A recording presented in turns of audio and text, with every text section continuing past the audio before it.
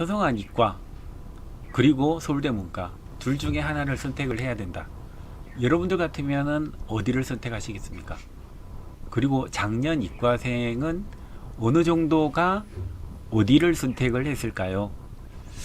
자, 이 부분에 대해서 선택은 물론 본인들 몫이지만 이 선택을 했을 때 무엇이 좋은지에 대해서 조금 더 구체적으로 실제적으로 알려드리도록 하겠습니다.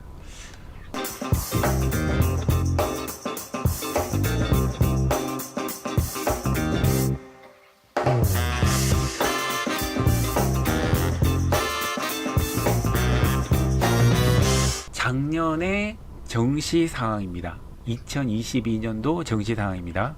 자, 요것은 근데 2023년도도 서울대가 나군이라고 지정을 했기 때문에 그 틀은 거의 바뀌지 않을 것 같습니다.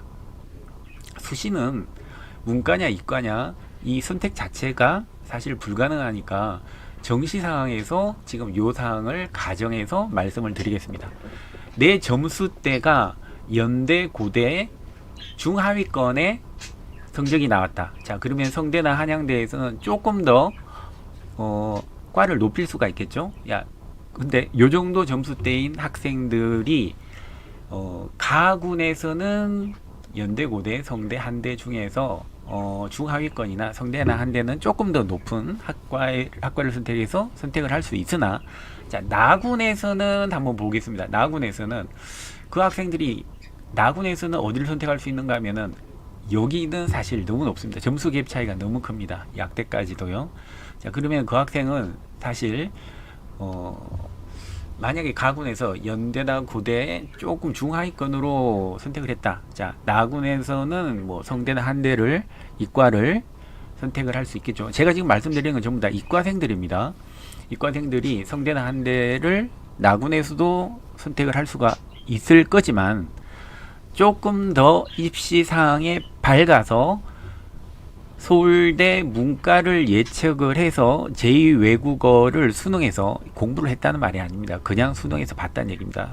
선택을 해서 수능을 본 학생들은 선택지가 어떻게 되는가 하면은, 물론 서강대 이과를 갈 학생들이 서울대 이과로는 가기가 힘듭니다. 여기도 점수 차이가 좀 있습니다. 하지만 서강대 이과를 갈 학생들이 서울대 문과는 갈 수가 있습니다. 여기에 대한 점수 차이는 없습니다. 자, 문과가 점수가 많이 낮았죠. 문과 중에서도 이과생들이 좋아하는 자율전공이나 경영, 경제 이런 과들을 빼고는 서울대 문과는 점수가 거의 서강대 이과생들이면 충분히 갈 수 있는 그 성적입니다.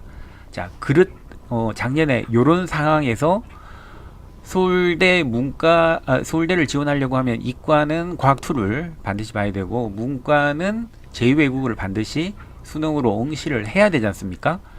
그래서 이런 상황에서 이 부분을 미리 예측하고 이과생이지만 서울대 문과로 교차 지원을 예측하고 제2외국어를 선택한 학생들이 작년에 꽤 있었습니다. 자, 그런 학생은 선택지가 성대, 한대, 이과뿐만 아니라 서울대 문과까지도 선택을 할 수가 있었던 겁니다.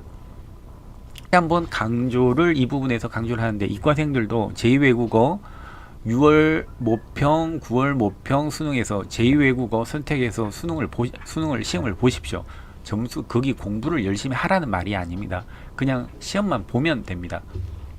자, 봐놓으면은 이 부분이 굉장히 유리한 상황으로 만들어주게 될 수 있습니다.